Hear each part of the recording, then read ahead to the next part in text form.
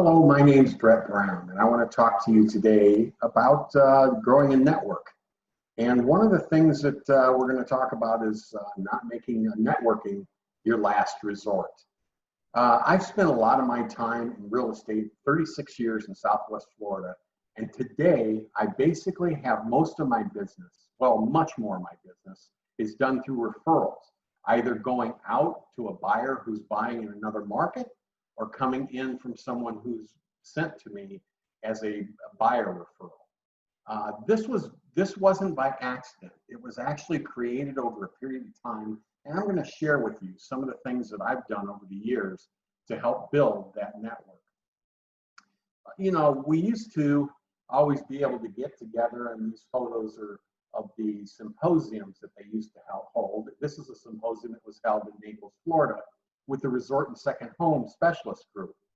And what they did during these symposiums is you drew 180 agents from around the country that came to your local market and discovered why people would want to buy there. I always tend to think that every market can be a resort market, and certainly those that are not a resort market are a second home market. I mean, we could look everywhere, and certainly in this COVID environment, where people are moving from large cities to the suburbs so that they can get some space. Nobody wants to be trapped in a cold environment, so they head south, and we're seeing a lot of that. So one of the things we want to ask ourselves when we're going through this is exactly what is networking. And I want to preface this with one thing. When you start networking, I want you in at 100%. I want to make sure that you're committed to doing this, because it doesn't work if you go at it haphazardly. You've got to commit the time and the effort and do some of the things that we're going to talk about today to help create a long-term network. A network's going to benefit you in a number of ways. First of all, it's going to give you something to sell. When it comes time to retire, you're going to have a business that's got a viable set of income, coming in that you're going to be able to pass on to somebody and be able to sell it. Secondly, it provides you income in times or good or bad. It's always good to have that other resource for income. And I want to get one thing really clear here. Networking is really not prospecting. We're not actually out for looking for the buyers themselves. What we're looking for is people that we can create strategic alliances with that'll help build our business. And it's got to be reciprocal. And we'll talk about that a little bit later. But these are basically complementary business, like our title companies. Probably not the best example, but certainly insurance, people who are doing land use, people in general businesses and retail businesses. All these people buy homes. And we can help them by showing them that we're working with the same customer base. And once we've shown them that, then we can start working some kind of reciprocity on trying to get some referrals to them and from them. So there couldn't be a better time to create a referral network right now. We all got a little bit of time on our hands, right? So one of the things I want to do is let's go through and kind of discuss, who it is we're looking for, where it is we want these referrals to come from, and we want to set aside a plan and some time to be able to create this. So first of all, how do we find out where our referrals are coming from? And the easiest thing I always used to do is use the driveways. The driveways, if you take a look at the map here, you'll see that the major interstate highways on this map will indicate a general idea of where people will be coming to or from to your market. The other thing we want to look at is air travel, and look at your regional airport, find out and ascertain what flights are coming in and from where. This will give you a good idea of where you want to target your market and who you want to start looking at. So the other thing we want to do now, or the next step we want to do, is we want to start searching for agents. And one of the best ways to do this, the easiest way to do it, so let's say I've discovered that Buffalo, New York, Minneapolis, St. Paul, St. Louis, Chicago, that's my market. That's who comes down to Naples, Florida. Okay, so now I can go into the credentials network of my designations and certifications, like CIPS, ABR, Resort and Second Home, At Home with Diversity. They all have Facebook web pages that offer referrals. You need to educate the agents that are providing those referrals within that network, what you do and how, and I would give them a story about how you are successful in the business and how you are the best agent for them to choose in your local market. Okay, so let's say I don't have any certifications or designations. Let's say I'm just starting out in real estate and I'm promised I will take one of these certifications or designations, but right now I'm just getting started. Well, the next thing I would do then is step into a research of the major real estate offices in the markets that are feeding me. And I'd talk to the manager and I'd try to get at least 3 interviews with 3 different agents within that office. And there's a couple questions I want to make sure that I ask them. One is I want to ask them, how long have you been in your local market? And the second thing is I want to know what certifications and designations they hold. I generally am looking for somebody who has at least 3 years in the local market. I want them to know their area well. Certainly if I'm going to be reciprocating and providing referrals up to their market.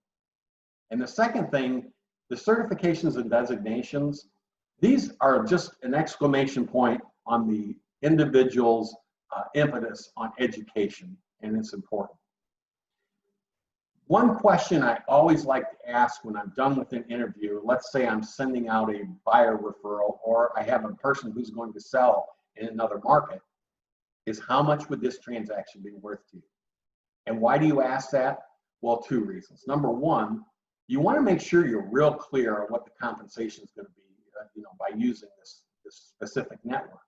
And the second thing is, it kind of tells them that, listen, I'm offering you something. What is it worth? And you could use that to kind of vie between agents and decide, which agent you want to select for the market. I always have used social media as a means of putting out the word of what I do. And that's probably the most important thing we need to do when it comes to networking. We need to make sure that people understand that we are in the real estate business. We are who we are, if you don't mind the pun. So I use LinkedIn a lot, and I post updates on our local market and statistics as they come up. And I created a whole list and always sign realtors up. I have almost 17,000 connections in LinkedIn, and 90% of those people are realtors. The second thing is, when I'm using Facebook, yes, you've got to put something in there about your personal life. You've got to show that you are a real person. And the purpose, in addition to that, is you need to promote your business. Now, a lot of people I know use business pages and personal pages on the Facebook site.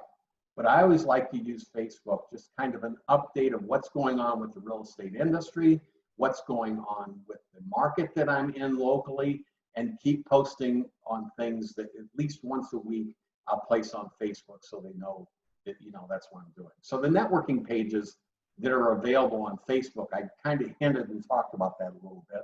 At Home with Diversity, the ABR group, CIPS, and Resort and Second Home, among others, all have Facebook networking sites.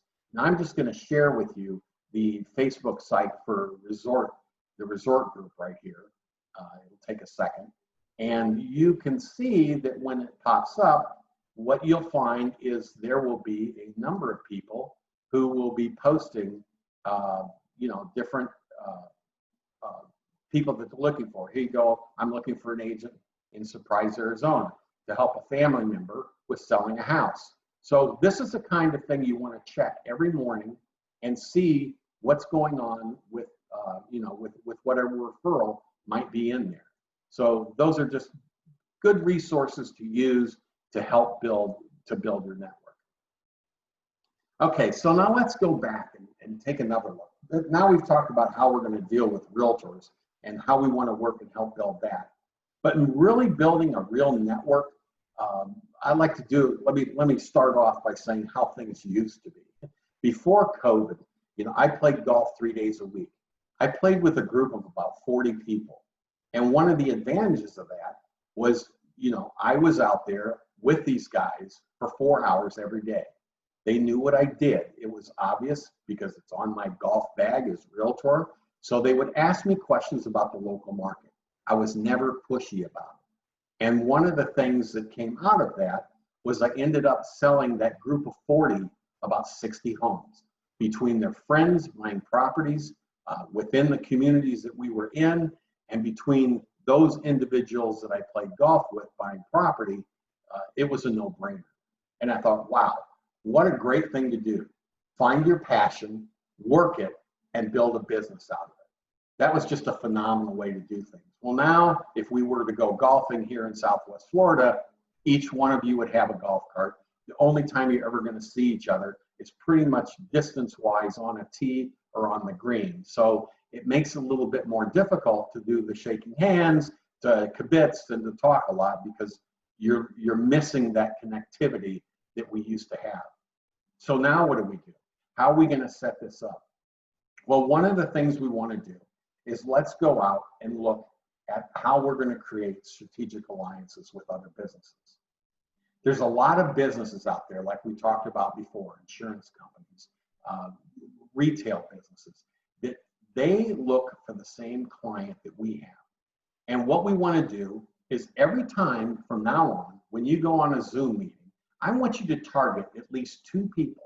And what I want you to do is try to find out if there's a strategic alliance there that you can set up by creating a separate meeting.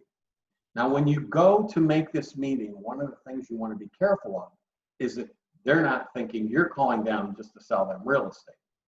So what you want to do is make sure it's very clear when you start off to set up this meeting that you're there for mutual benefit of customers. You're there to help them build customers. Look, I have a lot of friends and a lot of people that I've worked with over the years. So I have an opportunity to bring you some more business, and I just kind of like to have a conversation with you. So you set up your meeting and you try to get things worked where you can be face-to-face. In today's environment, pretty much where we're going, there's a possibility at least you might be able to go to a coffee shop and sit and talk in a separate booth or something. But if not, let's set up a Skype meeting or a Zoom meeting where we can set up this initial meeting and talk to our potential strategic alliance person about what we want to do and create between each other. And what I want to do is, the first thing when we have this meeting is I want to ask them about them first. Okay, make it all about them. Nobody likes to talk about anything more than themselves. So what are the questions we want to ask them? Well, the first thing I want to ask them is, what separates you from your competition? A lot of people will then share and be more than willing to explain their story of how they got into business and why they think they're better at their business than any of their competitors. And the second thing is, where do you find your customers? Okay, how are they going about searching for this? Now remember, what we're trying to do is we're trying to obviously create some more energy and find out exactly what we could be doing that they're already doing in a business that's searching after the same customer. Okay, and then the last thing I always like to ask them is, describe me what is a good referral for you. Okay, are they just looking for customers in a retail business in a bar situation? Is it an insurance person looking for a claim, or to find a customer to write an insurance policy on their home or car? These are things that you can easily do within your own business to help provide them some business. Listen, take $5 a day or whatever it takes. Go visit the restaurant or the bar or whatever it is that you're trying to create this alliance with, and spend some time there. Maybe take a little video and post it live on Facebook. Write a Yelp review on their business and make it positive. So this way they see that you've already taken those first steps to try to help generate business for them. And they will then reciprocate and provide business for you. Okay, so now we've finished our questions with our potential strategic alliance, and now it's your turn. And the one thing I want you to do is I want you to create a story that details your expertise in the real estate industry. I think we've all got them. And so what we need to do is be able to tell our elevator speech, but also be able to expound on it and talk about a story that tells why we're so good at what we do. So what can you do now? Well, we kind of talked about a few things, but the first thing I would do in creating a network is I want you to go onto Facebook.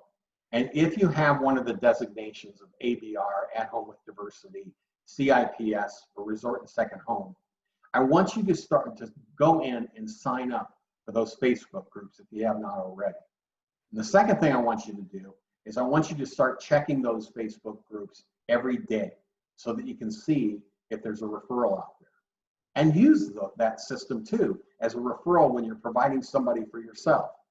I just recently had a third-party story where a past client who was very satisfied with me got a hold of her sister, who contacted her boyfriend, who had a daughter who was looking for a home in Washington, D.C. Kind of a mixed-up third party, but generally this is exactly how referrals go. So I talked to the father, and the father provided me the email and the contact information, contacted the young lady, and she had been looking at open houses, and I explained to her the importance of having someone there to represent her. And so what we did was ABR, which I have, my ABR, has some one pages that were just phenomenal. One explains why you want to use a realtor, why you don't want to go it alone, because it tells them the benefit of having someone there on your side during the negotiation, during the home inspection, during the entire process. A second page explains the whole process to them. So if they've never bought a home before, they at least can understand how title companies work, how escrow works, how the home inspection goes, what the time sets are for that whole process. So these are important elements that I think really help you, and that is one real advantage of having the ABR designation, is that it provides you a lot of these one-page information sheets that will really help you. Next, I want you to start to form some alliances with realtors in resort and second home markets. This is easily done, and again, like I went back and I said before, every time you go on a Zoom meeting, look for somebody who's in one of these resort markets or second home markets. Now listen, every home, every area is a second home market. So it's very simple to find somebody, that you can work with in those markets. Now let's get out of the realtor word for a second, and let's talk about some other strategic alliances that we can set up with. There's nothing more in the heart of a realtor than charity and giving back. I don't know a group that I could name that does as much as the realtor associations around the country and the National Association of Realtors when it comes to a crisis in the country and how they give back to the community. So I want you to form an alliance with your favorite charity.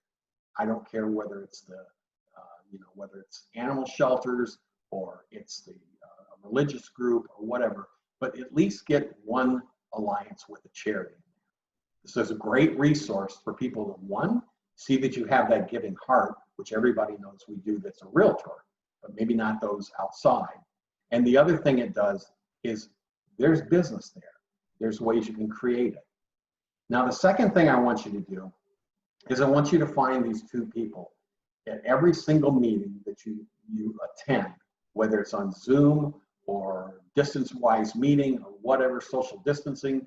And I want you to create a relationship and ask them, what do you do? How long have you been at it? And who is your customer? And look for the synergies between that and real estate.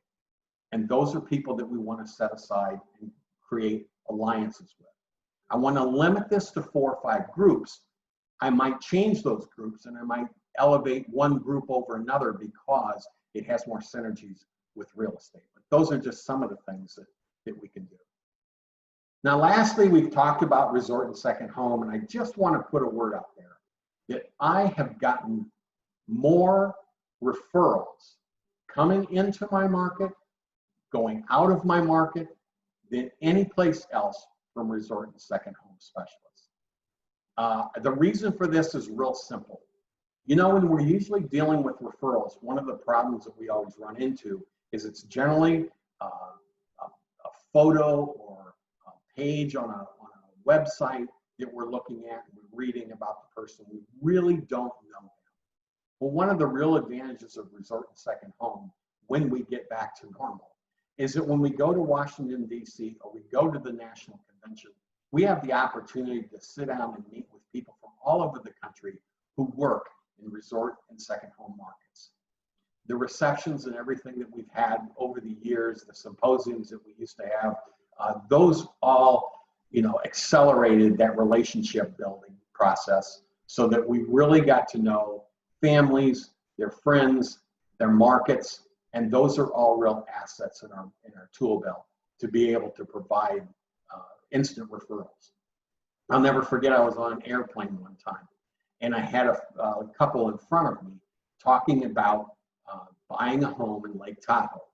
And we were flying from Florida out to California for the convention in San Francisco. And I tapped him on the shoulder and I said, "Are you working with a realtor out there?" And they said, "No, we're looking for one."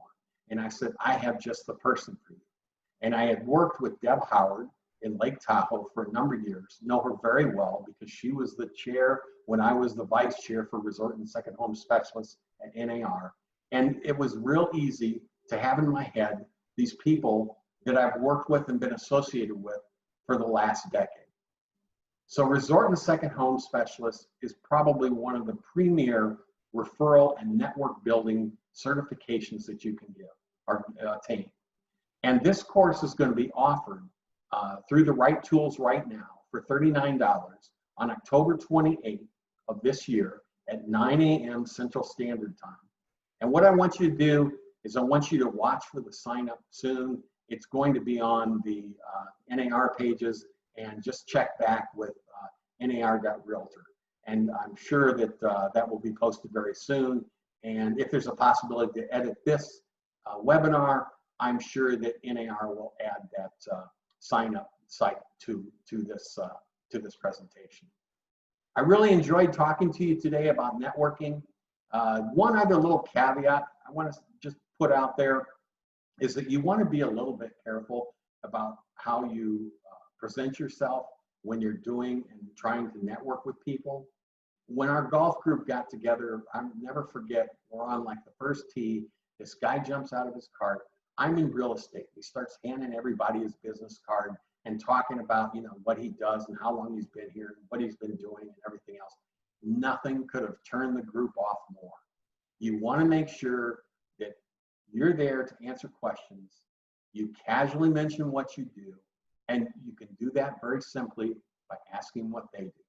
Always ask them first, and they'll ask you. Nice talking to you today, and hope to see you soon, and hope you get to the opportunity to take the resort and second home certification. Thank you, and have a great day.